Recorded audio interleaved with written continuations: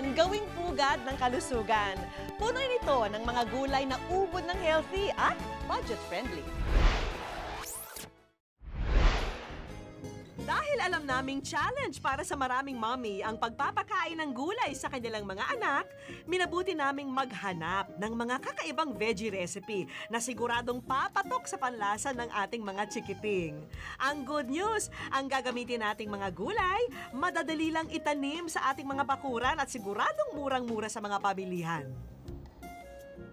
Kasama si Chef Chris Esguera ng Apicius Culinary Arts, simulan na natin ang masustansyang pagluluto. Mga mami, kilala pa ba ng inyong chikiting ang mga gulay tulad ng alugbati, kangkong, talbos ng kamote, at talbos ng ampalaya? Ito ang mga gulay na to ang karaniwang madaling itanim sa ating bakuran. Ang alugbati at talbos ng ampalaya, ilan lang sa mga gulay na hindi popular sa mga bata. Pero kung ang mga ito ay ihahalo sa kanin para maging masarap na chow fan o Chinese fried rice, naku, siguradong uulit-ulitin nila ang pagkain ng veggie recipe na to. Para sa ating fried rice, kailangan natin ng kanin, itlog, at para sa ating pampaalat ng ating sinangag, gagamit tayo ng bagoong alamang instead of asin. At dahil gagawa tayo ng chow fan, kailangan natin ng konting karne mula sa ating leftover chicken. Ihanda na rin ang talbos ng ampalaya na siksik sa mga bitamina at mainam panlaban sa diabetes at sakit ng tiyan. Kakailanganin din ng alugbati na hindi lang mayaman sa calcium at mga bitamina, mahusay din daw tong panlaban sa sakit ng ulo at sa ulcer.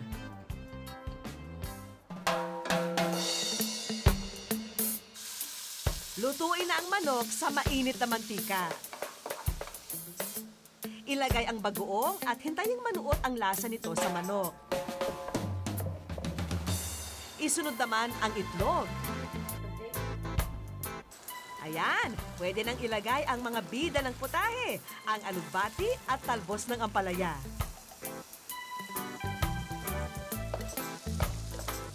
At ngayong kumpleto na ang ating mga sahog, ilagay na ang kanin. Haluin ng mabuti para kumapit ang mga kulay at lasa. In less than 10 minutes, meron na tayong full meal na sigurado may ibigan ng mga bata. Dahil maliliit ang hiwa ng mga gulay at nakahalo na to sa pagkain, siguradong hindi na sila mapapansin ng inyong pihikang chikiting. At ang additional good news, mapagsasaluhan na to ng 5 tao sa halagang 60 pesos lang. Sa susunod nating recipe, sa lasa at sustansya, siguradong hindi kayo mangangamote.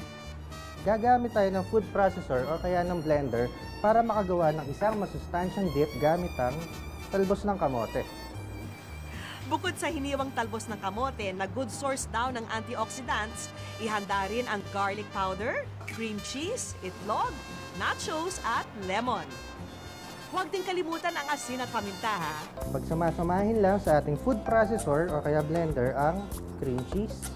Bukod sa sarap na dulot ng cream cheese, ito rin ang magbibigay consistency sa inyong dip. Isunod naman ang all-purpose cream para lalo pang maging creamy ang sausawan. Samahan din ito ng dahon ng sibuyas. Next, ilalagay naman natin ang garlic powder. Halos tapos na. Kailangan na lang haluan ng mga pampalasang asin, paminta at lemon.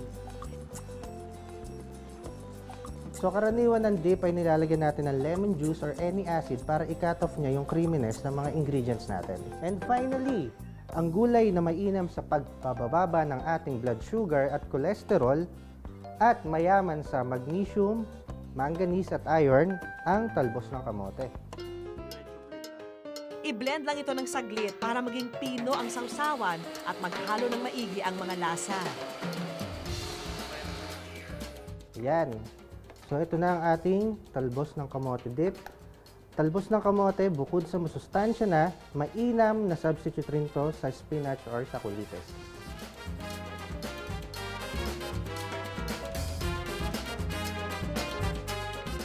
Siguradong matutuwa ang inyong mga anak sa healthy snack na ito na mapagsasaluhan na sa halagang 65 pesos. Sometimes the best way para pakainin healthy ang ating kids ay hainan sila ng mga pagkaing paborito nila. Tulad ng French fries na paborito ng mga bata, imbes na patatas, kangkong ang ating gagamitin.